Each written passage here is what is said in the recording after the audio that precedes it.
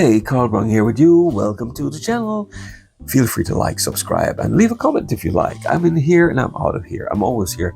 I've been busy, looking at other people's content. I've been sort of listening to people, and you know what? You reflect. But the past few days, as we leave the wintry days, it's still a bit cold, but not as cold, and we get into spring. I was walking around in the Hyde Park, admiring the flowers, looking at nature and what God has done for us. And I was at that moment, you remember, you meet people come into your lives very short. Some come for long periods, some come for short periods, but yet they all leave an impact with you. They leave something that you remember, or they leave a parting message. And as I admire nature and all its beauty, I thought of the people that passed my life and did give me some form of inspiration, took me to another level. And one of those people that passed my life, they don't have to be a relative, they don't even have to be a friend, but someone could come up, someone could leave a lasting impact on your life by just message. And I was very saddened when I heard of the passing of Mr. Laurence Gibson. Who is Laurence Gibson? He passed on the January the 12th, 2024. He was born in November the 8th, 1956, and was laid to rest at Bamier Suicide Linen Highway. But really, who is Laurence? And I can tell you, I met Mr. Gibson on the plateaus of the Kaieteur Falls. Unusual place to meet. You meet people, and when the plane touched down, he was our guide. And just listening to him, he opened your mind, and he was a teacher. He was an educator. He walked the plateau of the Kaieteur Falls, took you around in every plant he knew. He was, oh my God, it's amazing what an impact. I did go back to the Kaieteur again, but it was not the same as when Mr. Laurence Gibson took us on that trip.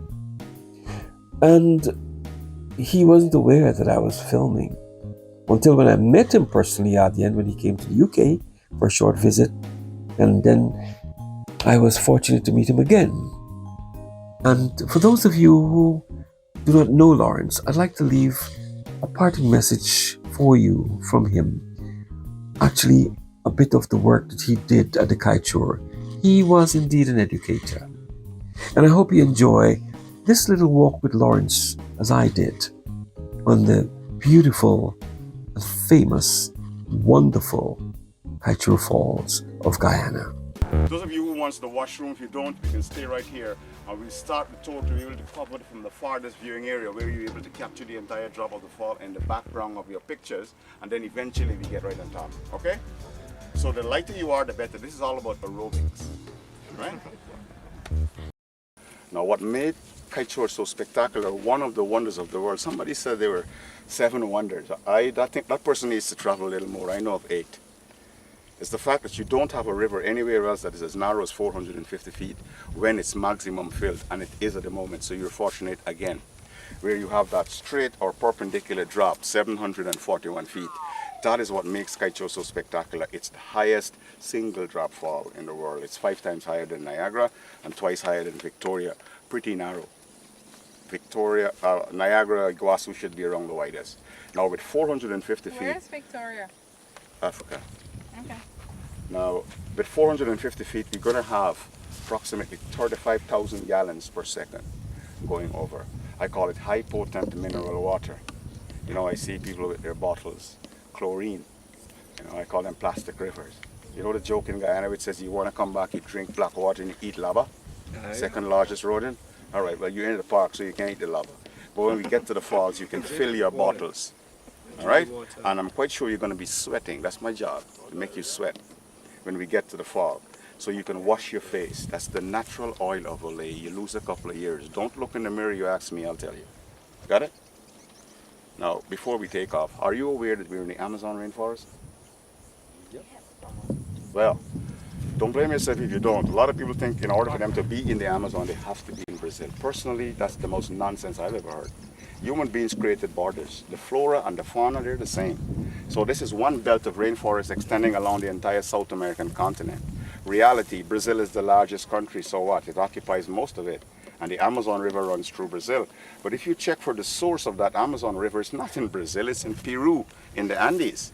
So there again, it's human beings who divided it. So whatever is expected to be found in Brazil's Amazon, they're all here because this is all part of the Amazon.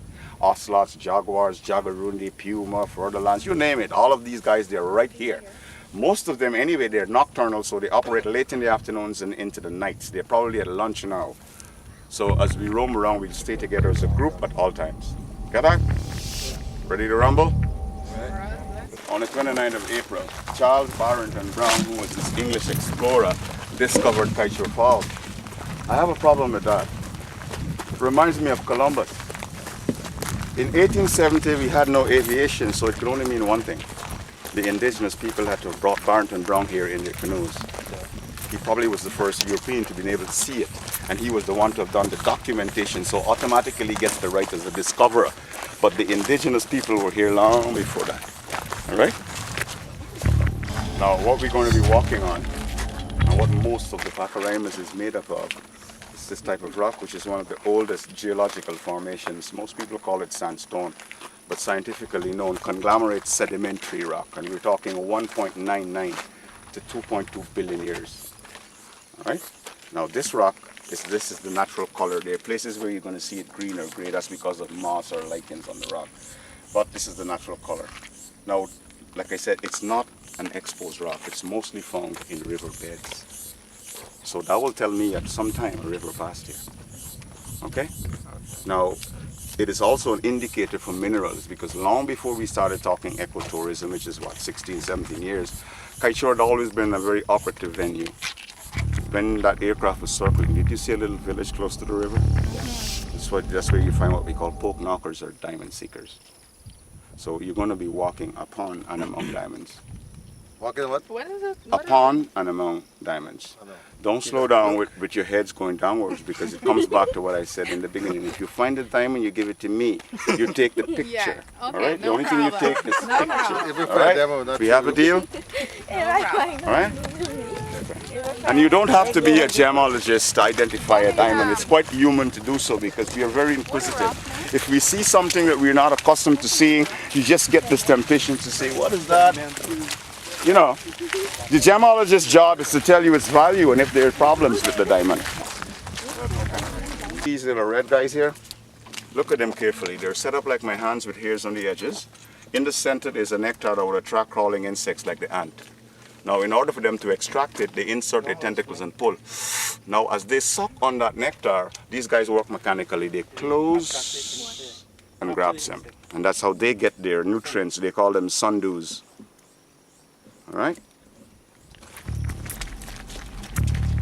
We're moving away from the waterfall. The fall is that way. We're going to this farther viewing area, so you capture the drop, the entire 741 in the backgrounds of your pictures, because when we eventually get on top of the fall, you only get side views. All right? So once we've got the clarity, sometimes these areas has to be omitted because if it's too misty, it doesn't make sense. But it's very clear right now, so there again you have another advantage. So let's make use of that. Bromeliad, all right? This one is called Prochinia myclantha, that is Latin. Or they say tank bromeliad because there's always water in it. And then they call it giant bromeliad. You see how tall this thing is? Now funny enough, that plant does not feed from the root. The roots. How many years does it take to grow like that? Well, that's the problem. That's one of the problems, and I'll tell you why. Now, it doesn't feed from the root because there's no way it can penetrate the conglomerate to extract nutrients. So that's why you find them in crevices. Right? And the roots are buttressed. They grab and they hold the plant into that standing position because that's how it feeds.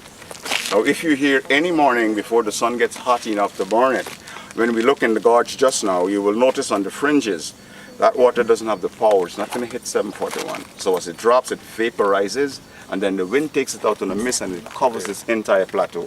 As close as we are, we wouldn't even see each other. All right? Now, that is when these guys are being fed. That's why they call them tank. That's the falls we're hearing? Yep. That's the fall, yeah. Now, most importantly, The rumbling of the fall. is that this guy is also the home of one of the endangered species of frogs. A little frog. Golden frog. Golden frog. 1 inch doesn't grow bigger than that. Purely golden in appearance, and that is why they will call it the golden frog. But Holoxus bbi, that's the scientific name because of William Beebe. He was the Smithsonian to have discovered this frog having an anesthetic potent. It's called tetrodotoxin. 160,000 times stronger than cocaine. Wow. It lowers your metabolic rate to almost zero. If they put a mirror in your nostril, there wouldn't even be a smudge. That's how low your metabolism will go. So voodoo priests, they use that to boost their morals as witch doctors. You take a patient, he gives him a dose of tetrodotoxin. The person's literally dead in your eyes. And then he quarrels with you. Why didn't you bring the man last week, 2 weeks ago? You wait until people are dead. Then you bring them to me. You think I'm God, I'm not God, blah, blah, blah, blah. And he goes on. And then he says to you, look, go back to your village and get everybody from that village back here at 5 o'clock with all the drums you've got. I'm going to make some bonfires. We'll make an attempt to raise the dead. But the guy is promoting himself. He knows the dosage. So at 5 o'clock when all the antabant is going on, the person starts to recuperate. That man is great. He can raise the dead. 2 years ago, 2 years ago, Dr. Bourne, he added Kaieteur to Holoxus bbi. Now, Kaieteur is saying that that frog is only found in Kaieteur in the bromeliads. Dr. Bourne said 2 years ago that the frogs are Kaieteur. Now, that is saying that those frogs are only found here in the bromeliads. So it meant that the Asians would not have gotten tetrodotoxin from the frogs if that's the case. But there are fishes in the ocean that has tetrodotoxin. All right? Now, I know you want to take pictures when we get there. I'll show you the frog to you. If you listen carefully, you will hear him. That's him. All right? When you see him, you get as close as possible. Zoom in, pull him on the screen. All right? And shoot without disturbing the leaves because they're very shy. They will jump, and I'm not sure in which direction. You got it? Okay. You want to know where it is. The most recent researcher left here 2 days ago. Her name is Beth. She's working along with Dr. Bourne. They're doing an extensive survey of the frog. And she left 2 days ago. So in a few more months, I'll probably tell you exactly where. Now the catwalk is over. You see that lovely walk we were doing? That's over. I want you concentrating on your feet. From here on, it's going to be rustic. All right? Good. Now when you get to where I am, here, you can turn around and look at the bromeliads and you will see what they do. All of these plants fell at one time and you'll see the position of their heads. And that is what makes it difficult. That's what answers your question. That is what will make it difficult for you to know how old a plant is because you don't know how many times it did that. Absolutely. Wow! Oh my God! Look here. That is brilliant.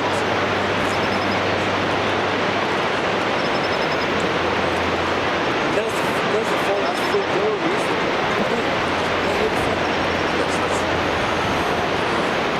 This one?